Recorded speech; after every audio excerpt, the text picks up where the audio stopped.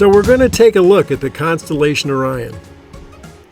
The Orion Correlation Theory is a well-known theory from Robert Pahl that says that the three stars in Orion's belt, and Orion's probably the most visible constellation to most people around the world, so the three stars in Orion's belt correspond with the three major pyramids on the Giza Plateau. And Pahl tried to extend this theory to some other pyramids and other stars in the constellation Orion, but at its base, the theory is that the three stars in Orion's belt correspond with the three pyramids on the Giza Plateau, thus sort of connecting heaven and earth. The Egyptians said, as above, so below, so there seemed to be this cosmological connection here. Now, what's not so well known is that many pyramids, besides Giza, are in the same alignment. It's not unique to Giza. In Mexico, the Pyramid of the Sun, the Pyramid of the Moon, and the Pyramid of Quetzalcoatl, those three. In Japan, the three pyramids there, which include the underwater mysterious pyramid in Okinawa, those three are in the same orientation. Same thing with those big pyramids in China. Look at the southwest here in the United States.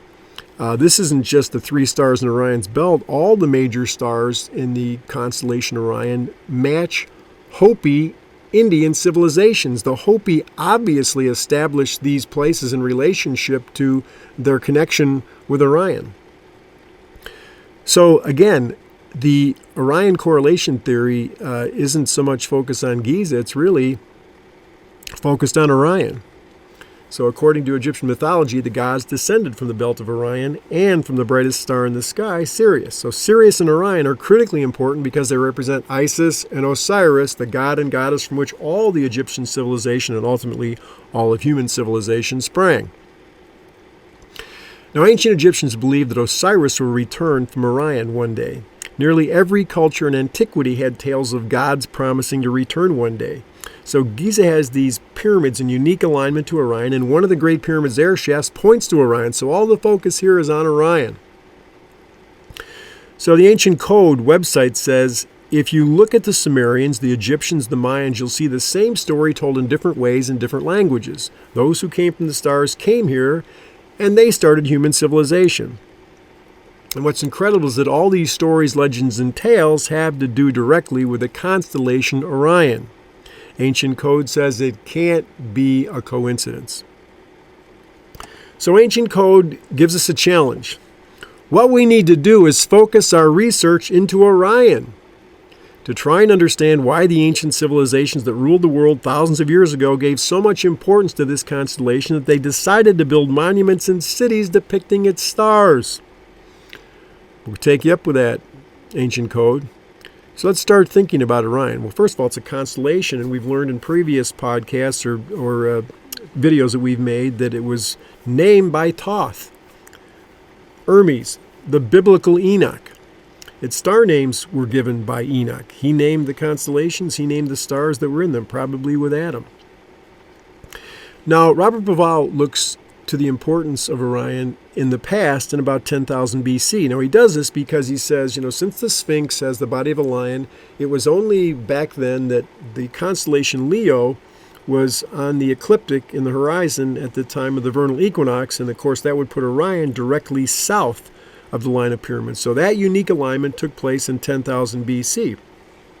Pahl said that was the indication that's when the pyramid and the Sphinx were built. That was the way his theory started. Well, then his arch enemy, Dr. Zahi Hawass, the head of antiquities for a long time until the revolution in Egypt, he invited Robert Pahl and his buddies, Graham Hancock and John Anthony West, to come look at the cartouche here of Pharaoh Khufu, which is in the relieving chambers above the king's chamber in the Great Pyramid. Now, these guys were arch enemies because, Pahl said some very bad things about Zahi Hawass and was kind of a gossip about him, and Hawass said some very mean and unkind things to Robert Pahl. But they look like they're friends here, and you know how people, even if they disagree, once you get together and you kind of have a beer together or something, you can kind of act like buddies like they are here. But the reason Hawass brought them there is because he wanted to show them, look, this thing was built, in the 4th dynasty. This is a real cartouche. And you know what? All three of these guys, Graham Hancock, John Anthony West, and Robert Pahl, had said that they thought that cartouche was a fake, but they'd never seen it. They just believed it because it didn't fit their theory, because if the Great Pyramid was built at the time of Khufu in the 4th dynasty, then it couldn't be the 10,000 BC thing. Well, after this invitation they accepted from Hawass, because let's face it, as much as they want to be accepted by Egyptologists, but they're not, they're always called alternative theorists. When they got a chance to go next to the big boy, they could have said, no, we don't agree with you, and you've said bad things about us. They went there. They like like we all do, human beings, they like the attention from Hawass. They all backed off. I remember specifically reading at the time that this happened where Pahl humbled himself and he said, okay. But he still kept his main theory, but the way he humbled himself was he said, okay, the Sphinx and the pyramids weren't built in 10,000 BC, but they were conceived then by the people, and we still don't know exactly which people it is. We just, all you people that want aliens and everything else, you want to push time back farther so you can get this, like, who is it you're trying to get? Can you name, was there a million of them? Were they green? Were they yellow? Were they tall? What kind of factories did they have? How much did they pay their workers? You don't know any of that stuff, and yet you believe in those people that you don't even know about, but you can't believe what's before your eyes, which is what Zahi showed them, and they accepted it. They just changed their theory a little bit, at least Pahl did. Now, Pahl could have been just content to know that a lot of astronomers said that the northern air shaft coming out of the King's Chamber points directly to Orion's belt at about the time that the pyramid was built. That's the sky over Giza, about 2500 BC. And the star Sirius coming from the southern shaft of the Queen's Chamber, same thing. So we don't have to go back to 10,000 BC. Of course, we want to do that because we want to find these ancient aliens or this ancient race that we think did everything. But this, same deal, focusing on Orion, focusing on the heavens, focusing on the relationship between the pyramid and Orion, you could make a case right here that, Khufu and his people were interested at that time in Orion. They thought it was important. But better than looking at Orion's very ancient past, 10,000 BC, or the ancient past, 2500 BC, wouldn't you say it's better to focus on what Orion says for now and the future? I named one of my sons Orion. And I was there at his birth because we had a home birth. And I caught him when he was born. Okay, so the birth of my son Orion is very important. But you want to know what's much more important to me than the birth of my son Orion is what's his future going to be? That, to me, is infinitely more important. Because the past is over, the future isn't. So let's focus on what Orion could mean for now or the future. So it's interesting, the man who named the stars in Orion and named the constellation Orion. Now, why did he do that? He had a purpose for that, because obviously the stars don't look like a returning, mighty hunter, a judge. They don't look like that. So Enoch was crafting a story. Well, Enoch is quoted in the Bible in Jude 14. And he says, behold, the Lord will come with 10,000 of his holy ones to execute judgment upon all. So long before there was a Jew in the world, long before there was a Christian, here's Enoch prophesying that the Lord is going to return with 10,000 of his holy ones to execute judgment. Now, of course, we know that Osiris in Egyptian cosmogony and theology is the judge. Down below you can see pictured on this screen that Osiris is sitting as the judge. He's judging you, your heart's being weighed against the feather of truth. Osiris is the judge. And in this picture of me, where I'm taking my hat off up there at Kamambo, that picture is just like Orion. The pharaoh is pictured like Orion, and many of the pharaohs are pictured in this pose, which is the same pose as the constellation Orion.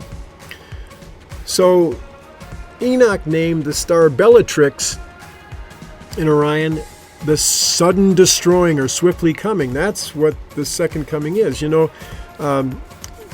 early church, the early Christian church, believed that Jesus was going to come again in their time. And they developed the saying Maranatha, which means our Lord comes. They said it to comfort one another as they were being thrown to the lions in ancient Rome. Well, a lot of Christians today believe in various ways that the Lord is going to return. And there's a lot of other people too. Muslims believe that Jesus is going to return. So this is not like some hidden belief or something. So that's what I'm saying Orion says. It's a reminder. The three stars in Orion's belt are called cubit and yard. Well, the belt is the measure of all things. He's the judge. He's going to measure us according to his measurement. He's going to execute judgment. So I see the constellation Orion is simply a reminder to all of us that there is a judge and he is returning. I'm sorry if that's not what you wanted to hear, but that's our look at the Orion Correlation Theory. Thanks for watching. Please subscribe, click on the bell so you can get notifications of when we put new videos out. Please feel free to comment. I get compliments, I get slammed all the time, just like anybody that's put something out that could be slightly controversial. That's okay. We grow that way, we learn, and hopefully we can have a rational discourse. So again, thanks for watching.